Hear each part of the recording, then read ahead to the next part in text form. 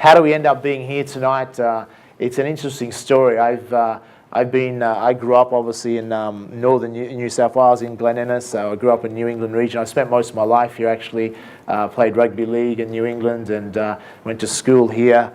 And most of my family is still here, and I visit and I come back to New England all the time.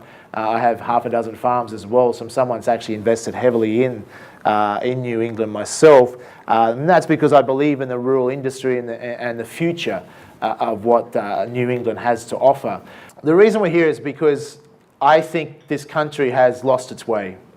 I think, particularly in the last 6 years, we've gone through one of the biggest commodity booms in the history of this country, and yet we have very little to show for it. We have a country that's in $250 billion in debt, despite this current government inherits a surplus. We have a country that continues to invent new taxes, to tax more from you, despite you being given plenty as a taxpayer, giving a lot of work and paying a lot of tax, but you're getting less and less for the bargain, because it's very easy for people in politics or certain sides of government to spend other people's money. Is that true? Those who own a business, etc., know they're very easy for other people to spend your money when really our money should be respected as taxpayers. And if we continue on this current path of this current government, it would not take many more years to see Australia become a bankrupted nation, a nation that was one of the richest countries on the planet that simply has squandered one of the greatest commodity booms in the history of the planet. And that's sad in some ways, but I believe we can change direction, we can change course. And I know I'm speaking to the converted in New England, that you want to see change. That's my belief. I've been out the last 3 days, in Glen Innes and Armidale. We've spoke the last 2 nights, and here today in Tamworth, and talking to the locals, and most people are quite positive about change. And tonight, I guess generally we don't talk about politics, but tonight is a political event, so we can certainly talk about politics. I'll share my opinion and my views on things as well, but tonight's not about that. I really want to find out, one of the reasons I'm spending time is to really find out what are some of the local issues. We're going to talk about national issues as well, as far as how we can change this country, because a lot of those national issues really relate at a local level as well. Such as improved education, improved health services, improved roads and infrastructure, more jobs. And they relate to us wherever we are in Australia. So what I want to find out and give you a chance, obviously the first part of this presentation, I will share with you, I guess, a blueprint that at 21st Century Australia we've come up with, a 25-point blueprint to turn this country around and head it in a direction where all Australians can benefit in the abundance and prosperity that this rich nation has to offer everyone. If only we can learn to manage our money and our fiscal responsibility, then we can all benefit and have a much greater future, not only just for ourselves, but our children and our grandchildren in the future. Tonight we're going to be talking about a lot of common sense, strategic, intelligent things. Unfortunately, though, in this country, you might recognise that common sense is a little bit uncommon, especially in Canberra. There seems to be a great lack of common sense. So tonight, anything I talk about is common sense, and you can decide upon that if you agree with that. But they're pretty sound, down-to-earth solutions that can make a change, will make a change, if enough Australian voters, enough individuals, starting with this electorate but right around the country, are prepared to support that change. Nothing changes if nothing changes, but most people are fed up with the lack of change, and I guess we have to have enough pain, enough challenges before we go, enough is enough. We hit a threshold and say we're going to move in a different direction. And I'm quite excited about what is possible when you can unite a country, unite a region, people working together to make the country what it can be. And that's why I'm excited, and that's why I'm willing to put my time, money and energy into the New England electorate and into this country to see it head in the direction that it deserves to head. So I'm really going to open up and also have the chance only in the second half of tonight's presentation for you to ask any questions that you have. Unlike many politicians, I have no issue, because I'm not a politician, I have no issue in answering questions. If you see some of the current politicians, it's very hard to get a straight answer out of them. They're very skilled at ducking and weaving the actual questions, which is frustrating to voters as well. Why can't they just be more transparent, more honest, and tell us how it is? We don't need things sugar-coated or twisted or manipulated in a way we shouldn't be taken for fools, because we're not. One thing that I commend you in New England is that New England is a very historic electorate, if you don't realise that. It was one of the founding electorates when the country was created. But living in New England, you might notice that, when you see it from outside, is that New England gets most of the media attention. out of any single electorate in this country. New England is the one that the media focus on the most, and particularly because there's quite a tussle coming up with the September election with your beloved Tony Windsor and Barnaby Joyce, etc. People like to see a bit of a stoush. But there is a lot of tension on New England. And one of the reasons is New England has a great demographic of voters. And I was impressed the last few nights, just the quality of people showing up and the quality of voters. And I guess it's a demographic of what makes up New England, the sort of people that are here, that are very good, honest, hard-working people, and actually can make intelligent choices if they're not betrayed or misled or deceived.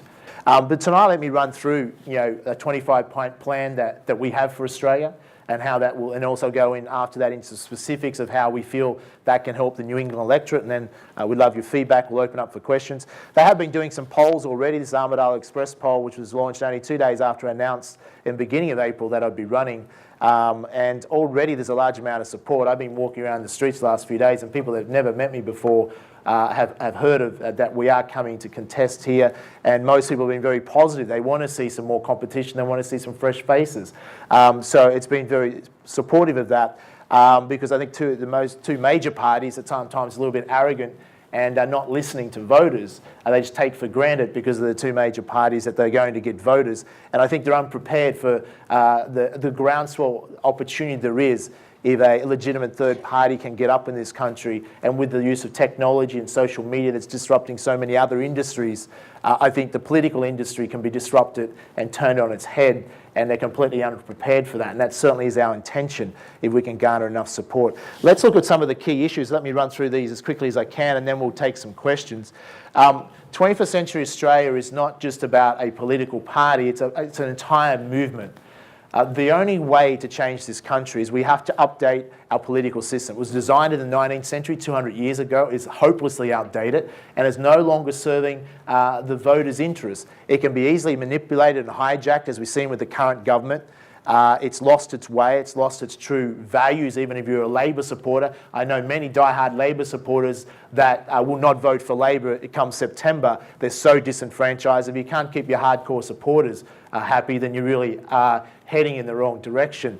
It can be hijacked, and unfortunately our current government is hijacked by minority interests, and that's a challenge. We need to change that. Some of our solutions that we're proposing is that voters should be able to vote direct on major policy. Let's give you an example. Julia Gillard, before she was elected in 2010, said there'd be no what tax? No carbon tax. When she was elected, she changed her mind or gave us a carbon tax. That annoys voters, because voters, the majority, were against it. I remember when John Howard was in power, I was opposing his view on invasion of Iraq. Anyone that had done any research was aware that the lie that was based on misinformation, it wasn't accurate, the reasons they invaded Iraq, and we found that out later. But I agreed with a lot of his economic policies. So how do you vote? If you vote for that particular party, they take a mandate to introduce all their policies, but we only like perhaps some of their policies, not all of them. So voters really don't get a clear indication. And that way you're not getting an accurate change in the country. Why can't you be able to vote with technology today that can prevent fraudulent voting that's available with technology, that you should be able to vote on major policy? Why should the politicians, who even they say they're going to support a policy that you vote for, then change their mind? Major policy voters should be able to vote on. Do we want a carbon tax, yes or no? Do we want a mining tax, yes or no? Do we want to spend 50, 60 billion on a national broadband network, or do we want one that can be built quicker and faster and for less? So let the voters have the power on major policy. Minor policy, let the politicians deal with the minor policies, because they're better at dealing with minor things than major things, okay? So I believe we would no longer need compulsory voting to force people to vote if you could vote on major policy, because I believe Australian voters would want to vote on major policy because they're empowered to have a direct say in the running of the country, and I believe that's what true democracy is about. The other thing that we would do, I think, which is critical, is number two, we want to remove government spending from the hands of politicians. Julia Gillard, Wayne Swan, what criteria, what skill set do they really have to manage a $1.6 billion economy, to manage $360 billion in tax? They have no skill set for that. They've never been qualified at any part in their career to manage that. So we're allowing inept politicians to manage our taxpayers' money. And we know they're going to use it for political bribery. We know they're not going to treat it as their own, they're going to waste it. We've seen that. We need a system where government spending is put in the hands of an independent board, just like interest rates are set independently of the Treasurer for very good reason. We need government spending set independently of the inept politicians. So the best business brains, finance brains in the country, and those representative of the community interests are appointed to this board, and they oversee and protect your taxpayers' money. Would that reduce the amount of wastage? Would that reduce the amount of excessive debt? I would say absolutely yes. Why does BHP, these large companies, have independent boards? They have independent boards for very good reasons. It's sound policy to represent shareholders' interests. If BHP was able to, if the corrupt unions were able to control of BHP, get control of their bank account, how long would it take for them to destroy a company as profitable and as prosperous as BHP?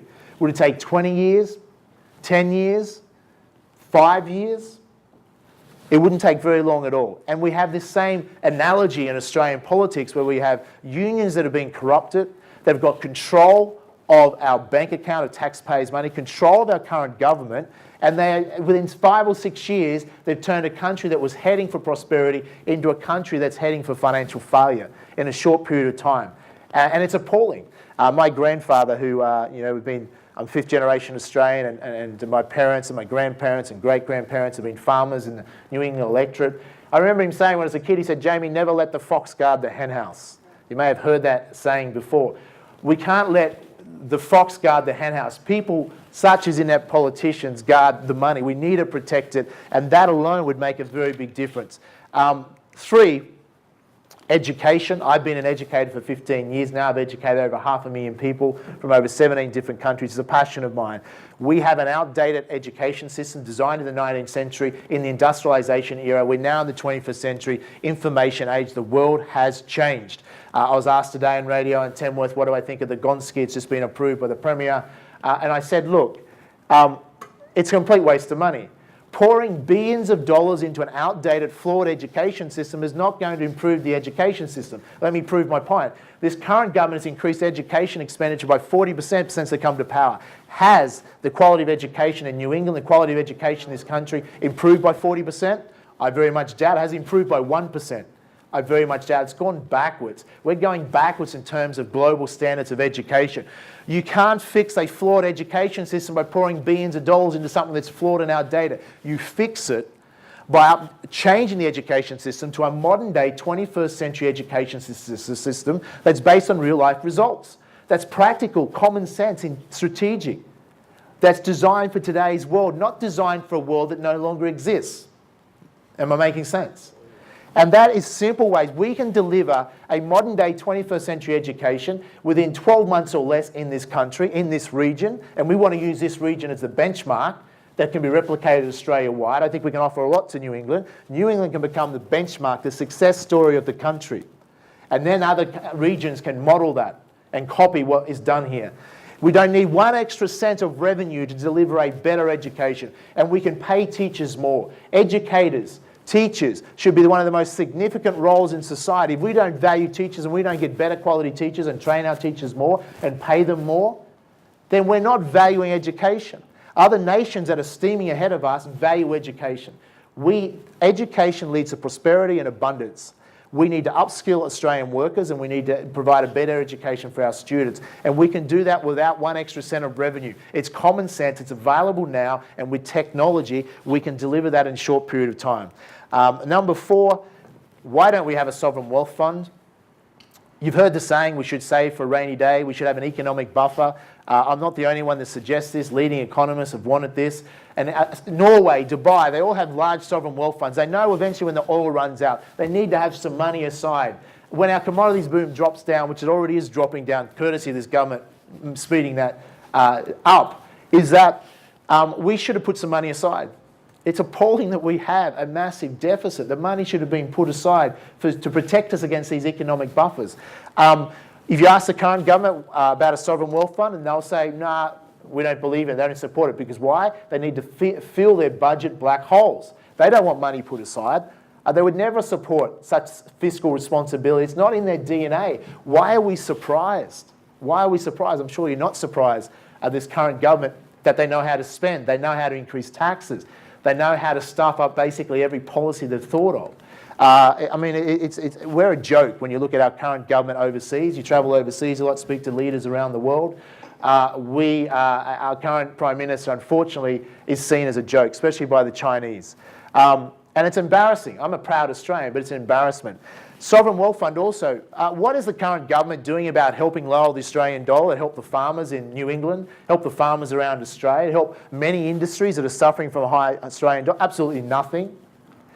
Sovereign Wealth Fund will not, will help. It's not the only thing you can do, but it's one way to help lower the Australian dollar. If you're transferring a lot of savings aside into a sovereign wealth fund, money going overseas, it can help lower the Australian dollar. Will that be beneficial to New England farmers and the rural industry? Absolutely. So at least it's one way to consider potentially helping rural industry.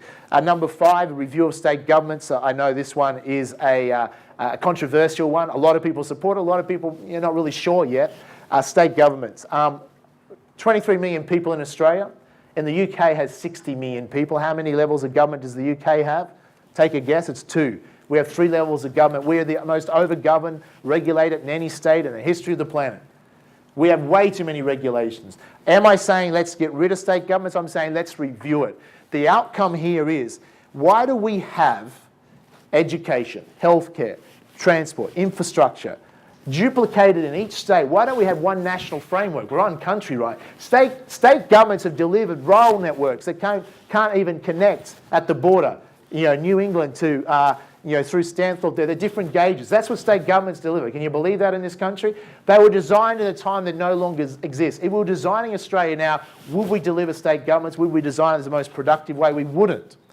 So what I'm suggesting, if we can cut out this replication and duplication, state, federal, local, and eliminate one level of government, then we could save billions. If we can cut out the duplication without eliminating state governments, then great, we don't need to eliminate them. The outcome is to save billions per month. That's the outcome. But certainly would be reviewed. If they were eliminated, we'd appoint state-appointed ministers to still protect our state interests. So that certainly should be up for review. Number 6, review the carbon tax. Now, there's a lot of debate about this, but for those who want to see a healthy environment, we support a healthy environment and a healthy economy. I was asked today on radio, was I a greenie? And I said, look, I grew up on a farm. I'm a farmer. And what do you think? I'm not a greenie, but I'm not against the environment. We believe that we should have a healthy environment and a healthy economy. The two must work together. There's no point being idealistic and saying, well, let's just have everything our extreme greens, which they are. If they were more down the middle, they'd achieve more outcomes. Being extreme either way is not going to, you can be idealistic, that's not going to change. We need to be realistic, is that true? What is possible? How do we have an improved environment and look after the environment by having a healthy economy at the same time? To me, it's common sense. Review the carbon tax. Why? It has not helped the environment. I mean, it's a cost. It's a tax, basically. It's a revenue-generating exercise. Well, it was meant to be, by the way. They've already spent the money they intended raising from it, and now they're not going to raise much because the price of carbon, and they've set it, what, $23 a tonne? What's it currently trading at in Europe right now? Can anyone tell me? $3. $3. It was $3.23 last time I checked. It's probably dropped even lower now. It's just insane. It's a joke. We believe that the policy should be this, that 100% of proceeds from a carbon tax should go direct to renewable energy. So what we would suggest, let's say we set it at $2 or $3, you incentivize carbon polluters rather than penalise them. You say to the big carbon polluters, here's your choice. You've got to put $2 or $3 aside, whatever the market value will be, as it varies, per tonne, into your own, you can put it into your own renewable energies fund. It will be audited by the government, it has to abide by the regulations.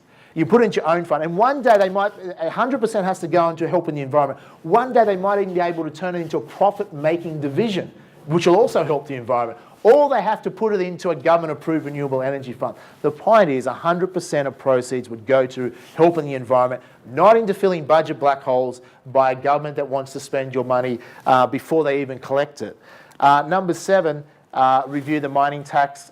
This current government's got, okay, we need money desperately. Let's go and raid the only golden goose that's laying the egg. Let's attack the mining industry. Let's attack the wealth creators of this country. Can we believe the world's greatest treasure well, world's greatest treasure according to himself, is that here we have a treasurer of a rich capitalistic society attacking the very mining billionaires, the very people who have created most of the wealth that funds his salary, creating class warfare, dividing the nation, deliberately trying to deceive the poor low-income earners, the low-income workers, deceive them and turn them against the rich or the middle class. Create class warfare is a desperate last-minute bid to buy votes. That is the worst form of politics there is. But that's about all this current government knows. They are so desperate they will do anything to try and fool voters into voting for them. Why don't they just speak the truth? Why attack an industry that's created such fortune for this country? $130 billion the mining industry has paid in taxes since year 2000. I think they are contributing. The mining tax has damaged the mining industry significantly, and how much money has it raised? Bugger all. They've already spent the billions they thought they'd raised from it. It didn't raise it, but it damages internationally. A lot of mining projects are no longer going ahead in this country, are going to other countries because of this. So we've achieved nothing other than damage our own economy, trying to be greedy and stealing money from a productive industry. Now, some people argue, in particular socialists in this country, that the minerals belong to all of us. Well, that sounds like a sound argument, but we all know, let's think about this. How much are minerals worth, and iron ore, etc., in the ground? What are they worth to all Australians in the ground? Absolutely nothing. They pay no tax, they create no jobs. They are worth nothing in the ground. They're only worth something when the entrepreneurs that invest decades in this country and risk everything to try and create a company to get them out and ship them to China and India, etc. That's adding value to society, and that creates jobs and creates wealth for everyone to share. And the entrepreneurs are the last to be paid. Sure, if they make good profits, it only can make good profits if they've added massive value to this country. So yes, we suggest we review the mining tax. Yes, we may want to have a small federal royalty tax that's simple to implement, but doesn't cost the mining industry very much. But only on the condition 100% of those proceeds go to a sovereign wealth fund or an infrastructure fund. Otherwise, we don't need a mining tax. It should not go to fill budget black holes because the current government can't spell the word fiscal responsibility. Number 8. Here's a unique one. I'm not the only one that suggested this. I wrote a book a year ago called 101 Ways to Improve Australia. It's available to every Australian for free. If you go to 21stcenturyaustralia.com.au, you can download that book. You can also download our detailed policy document. You can watch videos on a lot of these topics. All the information is there. You can share it with your friends, get feedback, see what they think. See, is this a better option than your current government in Julia Gillard and Wayne Swan, etc.? Does this make sense? And is this innovative, and can this make a difference to the country? Turn Australia Post into a bank. Why do we want that? 1, it'll improve regional banking services. 2, we need a 5th bank. The top 4 banks control over 80% of the mortgage market in this country. A 5th bank could add competition to that, could lower interest rates, and also Australia Post as a bank could deliver lower interest rates, discounted interest rates to Australian taxpayers, and so it should. So, and that's quite possible to do that. We don't need money to do that. We just need innovation. The Kiwis did it with Kiwi Bank, and if the Kiwis can do it, can Australians do it? Yes or no? We want to hope so. No offence to our Kiwi friends. Number 9, review the power of unions. We don't have a Labor Party anymore in this country. We have a union party, and a corrupted union party at that. If you want to research this, you can see it. It's appalling what they've done to this country out of sheer greed. Sheer greed of destroying a great country. Here's what we want to do with unions. I believe in honest unions. Australia needs honest unions. We look after honest workers. We don't need corrupt unions. The way to make them honest, move them under the power of the ASIC, the Australian Securities Investment Commission. So the unions that routinely attack businesses and enterprises in this country, let's put them under the same laws as business.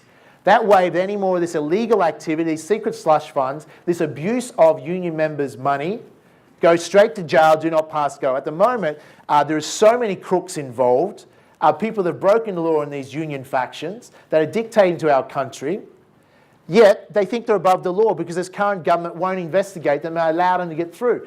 There should be no more illegal behaviour. We should demand honest unions to support our workers in this country. There is no place for corrupted unions, and this will clean them up and make sure them act with transparency and honesty. Also, they should have to pay tax. Why should you have to pay tax and unions not pay tax?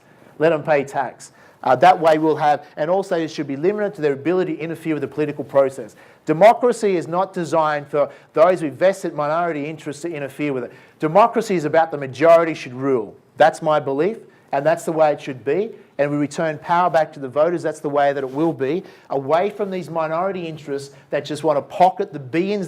People don't realise. They hear the Craig Thompson affair. They think, well, that's what unionism does, and the corruption there. That's the tip of the iceberg. What people don't realise, we are paying 30% more to construct buildings in this country because unions had their union building companies, and they're in pally-pally together, and they jump up the construction prices by 30%. They are pocketing billions of dollars a month. That's how they can fund majority of the politicians on one side of government. They have billions of dollars that's ripped out of this economy that does not belong to them, that belongs to Australian taxpayers. It's daylight robbery, and it's happening under the nose of most Australians. If you do some research on it, you'll be appalled at how they're getting away with it, and that's why they're so funded. That's why recently, if you notice, Kevin Rudd was going to make a comeback. They thought he had the support. The unions don't like Kevin Rudd. They hate Kevin Rudd. They needed Kevin Rudd to get into power. As soon as they got him into power, they shafted him and put Gillard, the puppet, because she's in bed with the corrupt unions, into power. Kevin Rudd was going to make a comeback, but they threatened the MPs that were going to support Kevin Rudd. If they do, they threaten them. Is that democracy? It's not democracy. We've got a government that's been led astray by vested interests. Need I say more? Number 10, let's look at innovative ways to raise tax revenue. Here's a way to raise an extra $15 to $30 billion a year in extra revenue without hurting Australian taxpayers. It's money in our pocket. If we're going to create taxes, let's not create taxes that hurt Australian taxpayers. Let's create taxes we can generate revenue from overseas, people wanting to come here. There's 200,000 immigrants arrived in Australia last year. Immigrants are good for a country. I'm supportive of 457 visas. We need immigrants in this country, particularly skilled immigrants. Skilled immigrants add a lot of value. They've built many countries and they've added a lot of value to this country. One thing about being in New England is that growing up on a farm is that I adopt, having a good work ethic. It served me well in being successful in business because I worked hard on the farm. It's very similar to an immigrant mentality growing up on a farm because you learn how to work hard. Immigrants come to this country, they generally know how to work hard. So I'm all for immigrants, but we have a wonderful country here that people want to come to. We can charge for visas to come here. Wealthy people that want to come here, they're often Chinese will have to invest $5 million, etc. We can charge visa fees. A lot of people are happy to pay a visa fee to come here. Those who can't afford it up front but add value to our country can pay it off over time, over the 3 to 5 years of being here in a HEC-style system. We're talking $15 to $30 billion we could raise per annum. Extra tax revenue, what could we do with that money? We could do a lot with that. How are we going to fund a lot of our policies? One, we're going to eliminate wastage, and two, we're going to create innovative ways to generate extra revenue that don't hurt Australians. Let's look at number 11 quickly. Removal of payroll tax or reduction of payroll tax for smaller businesses. Payroll tax is a disincentive to employ people. If you employ more than 10 people in a company, you're generally paying payroll tax, 5 or 6%. Let's get rid of it or reduce it for small to medium businesses. Number 12 is a controversial one. We have a massive health liability. When we talk about health services, we have a massive health liability coming from people that have poor diets, drink too much alcohol, and smoke cigarettes. Now, of course, we're not going to ban people from smoking cigarettes. That would start a riot. But what we're suggesting, and this has been tested overseas, in places like Singapore, they want to bring this in, but also a lot of professors support this as well, a phase-out strategy that children born after the year 2000 that would generally phase out them being able to be sold deadly products such as cigarettes. We know they're deadly. That way, obviously everyone would still, children in the future still be able to smoke if they wanted to. They'd have that human right. We're not going to remove that human right because we are a democracy. But people would be prevented from selling a deadly product to our future kids for those who are born after year 2000. It's a simple phase-out strategy. If we don't do something like this, well, there's going to be a lot more kids grow up and die of lung cancer, etc. But the other issue is the massive health liabilities that it's causing already and will cause in the future if we do not address this. We have to do something about it. That's one possible way for Australian voters to consider, will that help? How are we going to pay for most of our policies to put more money back into regional Australia and around Australia? Is we're going to run an efficient and productive government. There used to be a third world country not far from here, a tiny island state with very limited natural resources compared to Australia that has massive natural resources and a small population. And they're outperforming Australia now. You might be able to tell me what country I'm talking about. Tiny island state by the name of Singapore. Used to be a third world country, now a very rich nation and outperforming Australia. Why? Because they run efficient and productive government. Their government departments are run with private sector mentality, not with bureaucratic mentality.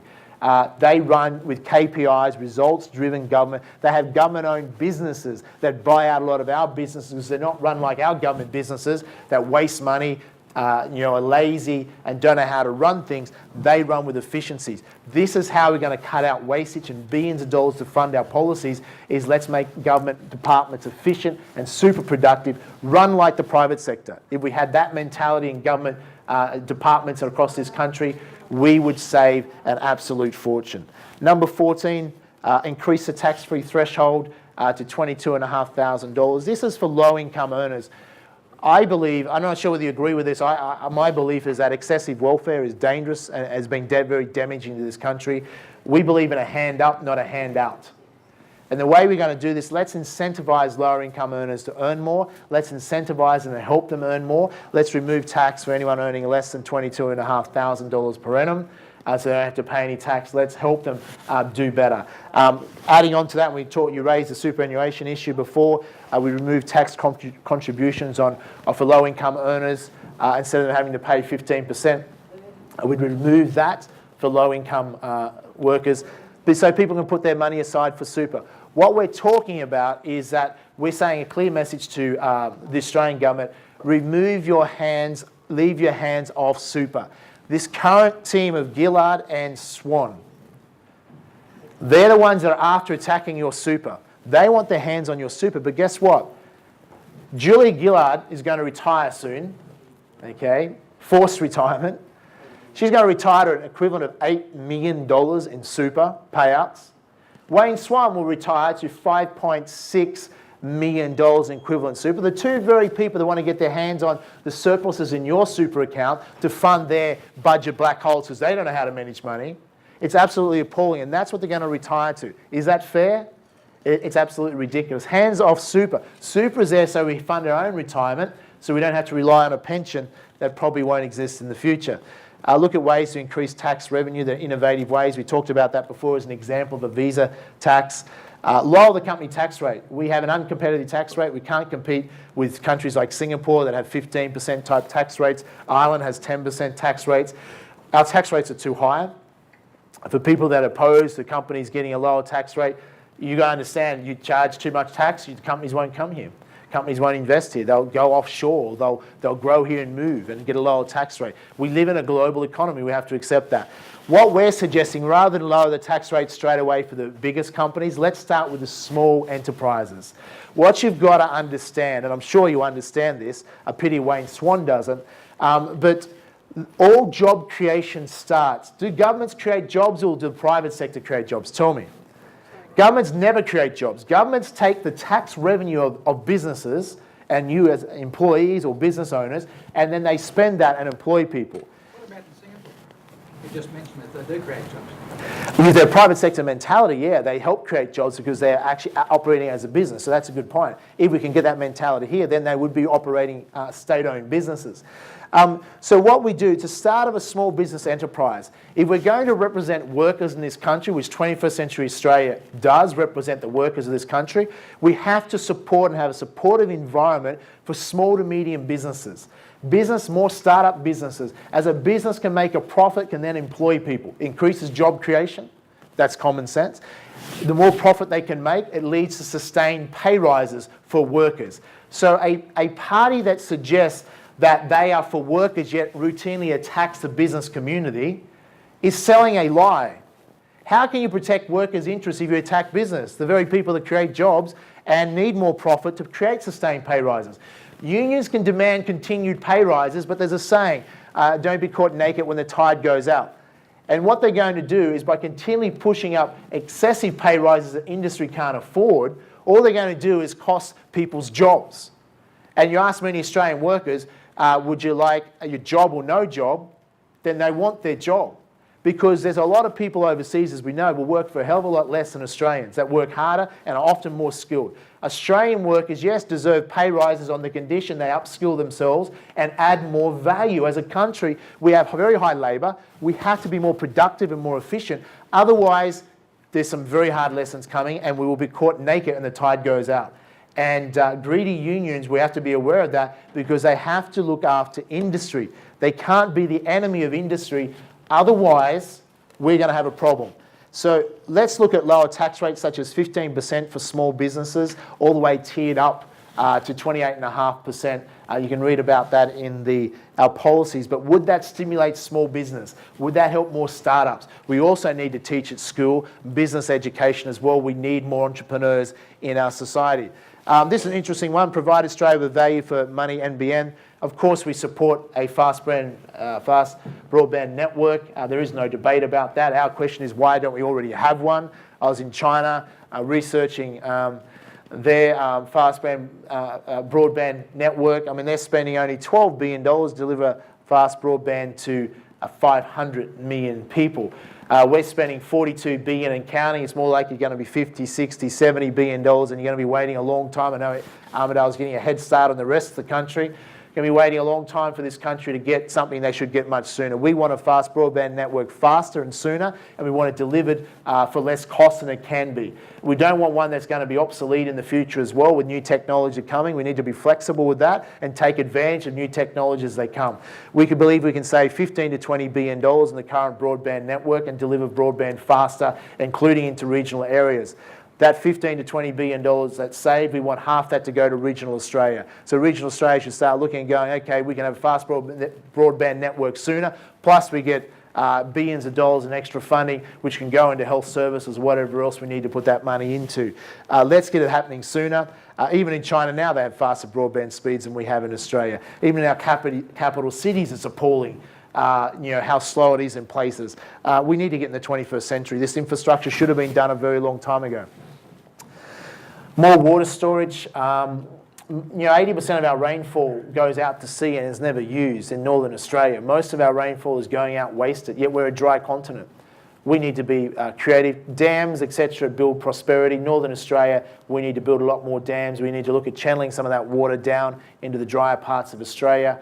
We need visionary projects like this. I know the extreme Greens will jump up and down that dams are environmentally destructive. And dams can be built these days that are much more environmentally friendly. But I was thinking the other day, nature creates lakes. Is that true? Do the extreme Greens want to go and drain all the lakes because that's effectively a dam? Lakes are there created by nature. It's no different to a dam. So we don't want to go and drain lakes because it might damage the environment. Lakes were created and change the environment. So really we have to be a little bit more common sense with the environmental issues.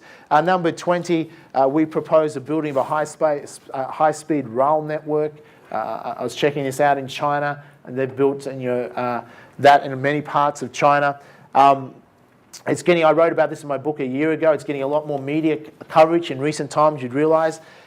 We suggest a high-speed rail network is moving us into the 21st century. We need to have that. And even though it might cost $100 billion, it doesn't have to we don't have to spend all the money up front. We can start and be building phases and build over a period of time. Gold Coast to Brisbane should be one of the first places connected. Newcastle, Sydney, Canberra connected. Geelong, Melbourne, Bendigo, and eventually connect them all the way through. You'd then be able to travel from Sydney to Melbourne in 3 hours, about the same time it would take to fly. Time you go to the airport, check in, get it on a flight, get there to back to the cities, about the same time. It's environmentally friendly.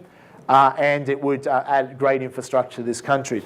I'm touching on that. Also, driving down from Glen Innes to Tamworth in the last few days, and obviously from Brisbane, we're saying, we're talking about we want policies where we invest in infrastructure ahead of time, just like China do. They build the infrastructure before they need it. In Australia, we build it well after we need it, which is part of the challenge. In this country, we have infrastructure like a railway network that goes all the way to the border and through to Brisbane, yet we're not using it past Armidale. I mean, what's the point of investing and we built this infrastructure, we're not using it? Why isn't there a railway connected all the way that runs through Tamworth, Armidale, Glen Innes, Tenterfield, all the way to Brisbane? It's already built. Yet we have to spend so much on New England roads that have been damaged by excessive trucks that were put onto the roads that were originally cart it by rail. I know this has been an issue that's been looked at before, but there's been no progress done on it. And we want to look into that issue as a New England issue, because why are they going to spend billions on building a railway inland to connect Melbourne to Brisbane? We already have a rail network that runs straight through New England that should be connected to Brisbane. And then gauges that change at the border, fix it. Change the gauges all the way to through Brisbane from the border. It's not very far. If Queensland won't help with that, the federal government should help with that. That way we connect Brisbane, Sydney via New England. And we can get a lot of the trucks off the road. That will reduce the cost of fixing New England roads, which means money is freed up to have better roads and safer roads.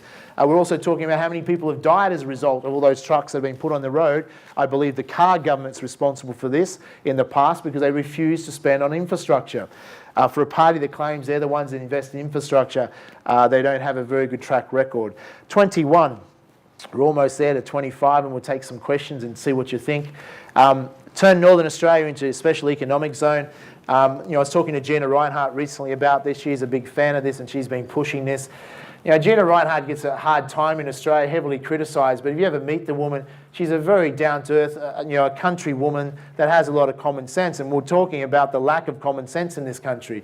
She's very passionate about this, and I'd rather listen to Gina Reinhardt than listen to Julia Gillard. Who has more influence and who's done more for this country? Out of those two women, I know who has. Gina Reinhardt's been voted one of the top 100th most influential people on the planet. She's one of the wealthiest women on the planet. She's the wealthiest person in this country. You don't get wealthy unless you know what you're doing. They say she inherited wealth. That's a load of garbage. She inherited 0.35% of her wealth. She's created her wealth, and she's added a lot of value to this country. Whether we like her or not is irrelevant.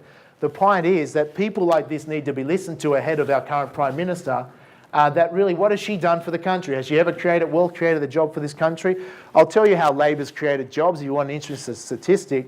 Labor claims they've created jobs, and we have an unemployment rate of only 5.6%, and that's really good compared to our other countries. They also tell you that our debt is good compared to other countries. They can, well, let's look at that. If you compare our Australian economy to basket case economies in Europe and Greece and Spain and Italy, yeah, you could say we're doing okay.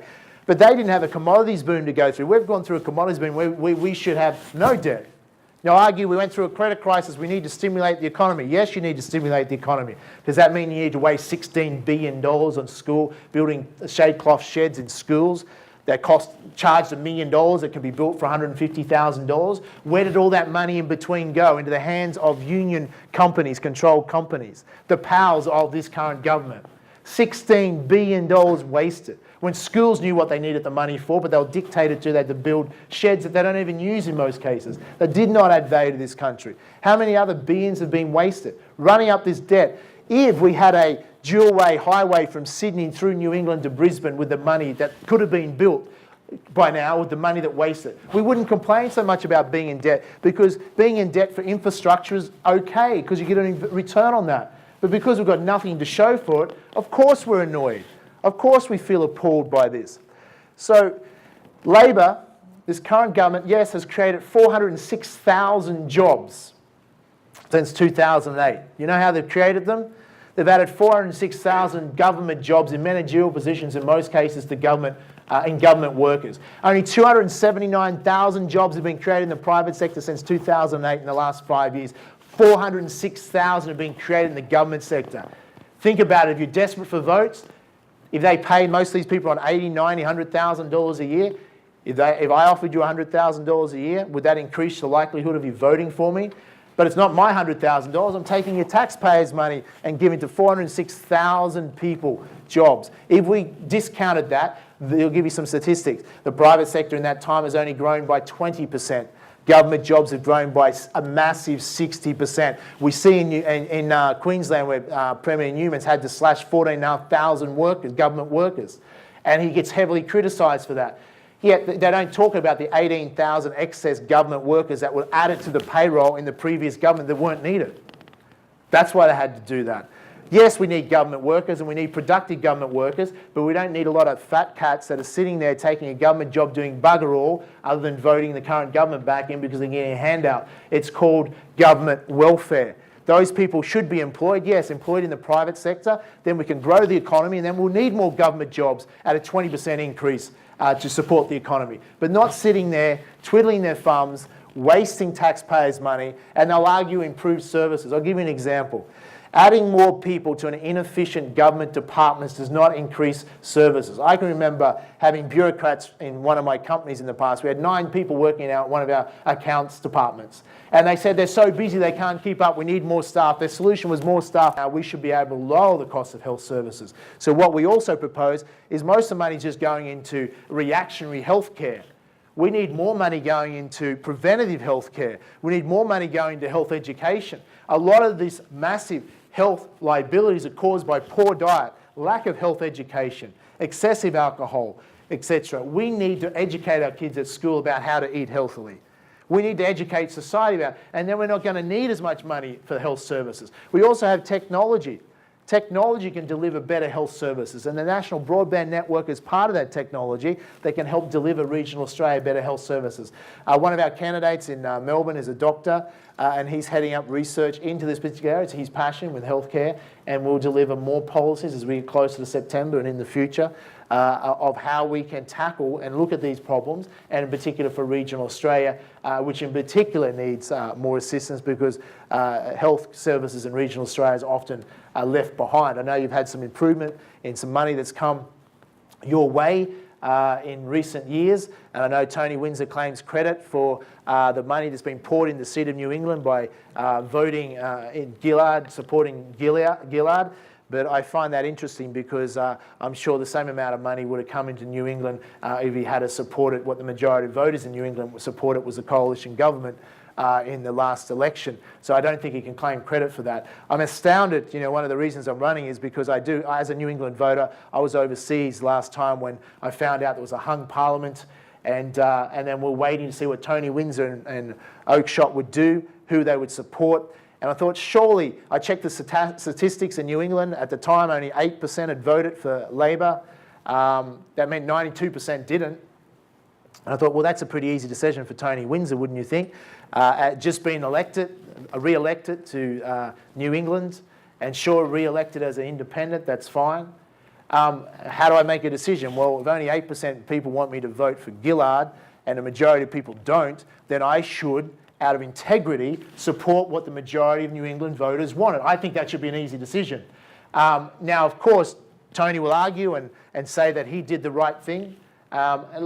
Let's give him a free pass on that if that's true. If he did the right thing, he thought Gillard was a better Prime Minister. After 3 years of Gillard as a better Prime Minister, let's judge him on that call.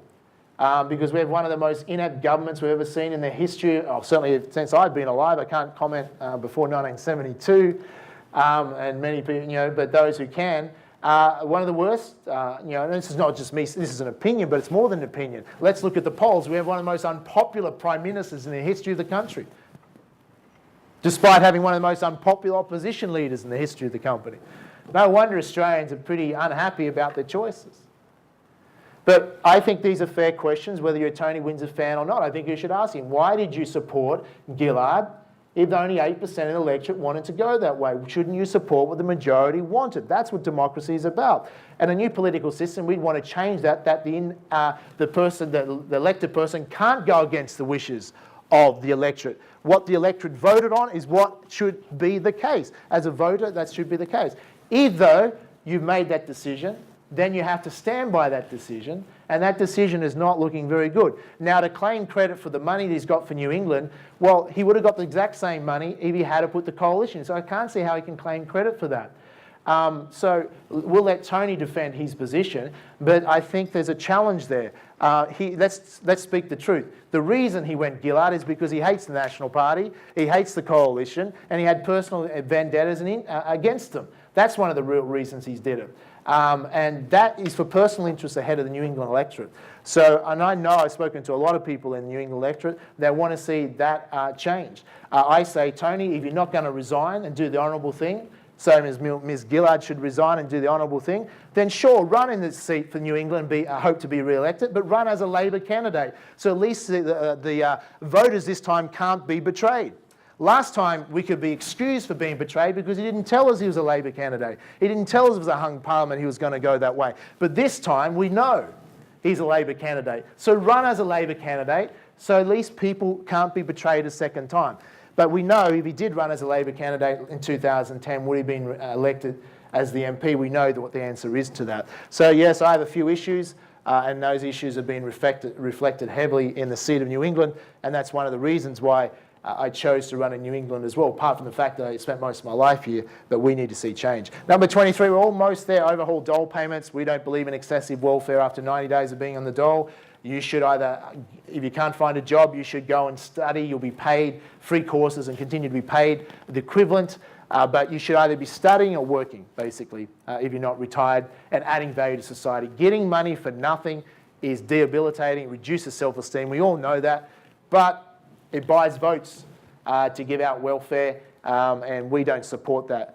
We're not going to buy votes. We're going to share with people how it is, and it's up to the voters to decide what's the best way to go. And most voters, I think, are highly intelligent if given the choices and can make the right decisions for this country. 24, new technology for schools. We would equip every student, every teacher with an iPad or similar tablet. We'd bid off with Apple or Samsung, etc., to get the best rate. It's not an expensive policy. But why aren't we using leading-edge technology? It's shown with students, with classes that have been using iPads, that troublesome students, poor students that have been struggling, are now fully engaged and become great students. They're often poor students or troublesome students because they're bored out of their brains in a 19th century education system that we're all asked at school, sitting there when we're studying trigonometry or algebra, how is this going to help us later in life? How is this going to help us get what we want in life? We must make education relevant, fun, interesting, and kids go into school at 5 years of age, creative, intelligent little beings. And they usually come out less creative and less intelligent and unable to think for themselves. We need creativity to succeed in today's world. Yes, in the industrialisation era, you needed to teach conformity, follow the rules, because we needed workers for factory production lines predominantly, where you didn't want too much creativity on a production line. You didn't want people going, oh, let's not put the nut on here today, let's put something else on. No, you didn't want that. Today, though, you need creativity. We need critical thinkers. Education is the key to success and abundance and prosperity. That is my skill set, that is my expertise, and we will push a very strong education platform in this country. Last but not least, government transparency of taxes. What we want is honest, transparent government. We're not pushing for power to have power. We're the only political party that wants to get power to give the power back to voters. And give the power back in the hands of the voters where it should be. And if we're going to have a true democracy, that's how it should be. Transparency of taxes. In other words, when you go fill up your car with fuel, the docket should print out and show you exactly how much per litre is going to taxes, state and federal taxes. If you buy a house, it should be printed out in the contract how much is all the taxes. If you buy a car, you should see how much is all the taxes. Why are we paying 2 to 3 times more in Australia for cars and most other products or services? That needs to be addressed. And taxes is a big reason of that. By declaring all the taxes, it puts a lot more pressure on government to get rid of the inefficient and hidden taxes. And consumers can see how much you're paying in tax outside your PAYG tax or outside your company tax. It would be a more fairer, transparent government. So that's our 25 ways. Let me cover quickly on how this will help with New England and what are some of the issues. Then we're going to take a short 2-minute break. We can have a chat and we're going to then moderate, ask some questions, and then we'll wrap up. Okay. Let's just go quickly, relate some of the New England issues. These are some of the things that I've identified as some of the key issues. You can add to these, of course. I'm here to listen to see what are some of the more specific issues. Obviously, health services in regional Australia is a big issue, and we have to continue to look at that. What we're suggesting is that most governments think just throwing more money at a problem is the solution. But if you have an inefficient system, throwing more money at it's not going to fix it. You need to get the system efficient and productive and eliminate the wastage first. So let's say the health budget for regional, let's say for New England, the health budget. If we could remove the inefficiencies and wastage, then without a single extra dollar, we could deliver better health services. Does it make sense? Before we go asking for Canberra for more money. Let's fix the system first, deliver better value and more services, and then add to that more funding. Does it make sense? That's the only common sense solution. Continuing to waste and have inefficient systems is just wasting money. Throw more money down the sinkhole. It's not going to solve the problems, just like Gonski is not going to solve the problems. You watch. Are we going to have a dramatically improved education system? I doubt it. Rising crime levels are a concern. I know many people express this. We want to keep, country living is about having quality of life. And we do have quality of life in New England, but we don't want to see that eroded. We want to see it continually improved, and there is some issues in that area. I was speaking to some of the detectives that come to some of the events the last few nights, and they're highlighting, Jamie, how you talk about the 19th century for our political system. The same thing could be said about our judicial system. They're very frustrated. They lock up the criminals, or they get the criminals arrested, but they can't get them thrown in jail because they get out on bail, and it's so hard to convict people because the system is outdated. So they want to see changes there so they can be more effective at protecting the community. Falling education standards, we talked about that. Poor quality roads and lack of infrastructure. I mean, I drive on New England roads, and especially in regional areas out to the farms, etc. They've gone backwards. The amalgamation of local governments has not increased services. You might have noticed that. It's increased bureaucracy. It's increased more people paid on high salaries that stand around and watch other people potentially work. Many people say they work for the government. They might be employed by the government. There's a big difference between employed and working for the government. There's a lot of inefficiencies. We have to fix that. Coal seam gas. The media makes this out to be a major issue. It might be more of an issue in Tamworth, but in Armidale and Glen Innes and those areas, obviously it doesn't really relate to that. But I'm happy to take any questions on that later. Big issue for New England is obviously live export cattle sales to Indonesia that this current inept government totally killed and destroyed. That is now really hurting beef producers. I'm a beef producer. I know how much prices are down because the cattle from northern Australia is now being flooded down to these markets. Cattle prices have dropped. What we want is compensation.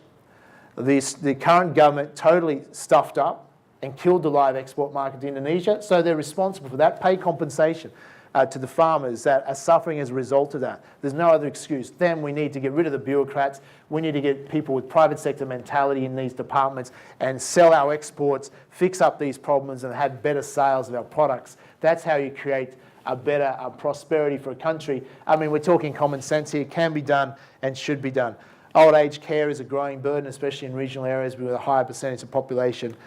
We have aged care, and we talked about the rail network as well. Solutions are eliminate the wastage at all three levels, use technology I talked about, more funding, etc. More use of 457 visas to bring in more skilled workers in healthcare, particularly in aged care where there's not enough workers available. There's a lot of immigrants that would come to this country that would happily relocate to regional areas, which stimulate the economy but can help in meeting the shortfall in healthcare services. So that's only a good thing for the country. By voters having more say directly on policy would lead to better policy for voters. MBN savings, we talked about there's a potential $7.5 to $10 billion that could be directed from savings to regional Australia and still deliver a faster broadband network. Sovereign wealth fund will help lower the dollar. It's not the only solution, but it can help with that. That will help regional Australia. Better managed Australia would free up more resources for regional Australia. As I mentioned, better marketing the region's commodities by having people that can deliver results in those areas. Better marketing the region to attract more industry to the region will create more jobs. I mean, this is just how you've got to go out in the private sector. You've got to do that in and outside of government. How do we attract more businesses to this area? How do we stimulate more businesses? That will lead to job creation. That's been my expertise. I'm not a career politician. I have been out there and done it in a dozen companies myself. I've also worked with over 500,000 people, mostly Australians, and I've helped them create more abundance in their life, changing their thinking and being more results-driven and more focused and more educated. These are things that anyone can apply, and we need to apply them to government. Innovating new taxes to generate more revenue for regional Australia. Also, we want to suggest Australia cannot, with the rising population, we're talking 36 million projected for the year 2050 from 23 million people today.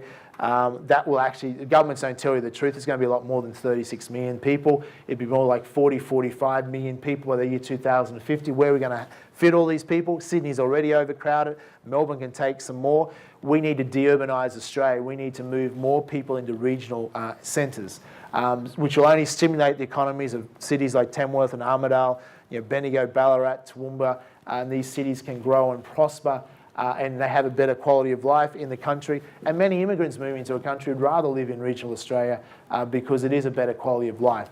So this can lead to a future for New England where we do see some sustained increases in growth and better prosperity if it's managed in the right way and has to be properly managed.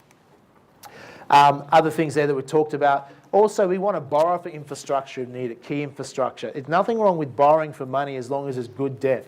Bad debt, like this current government's done, is no good. Good debt's fine.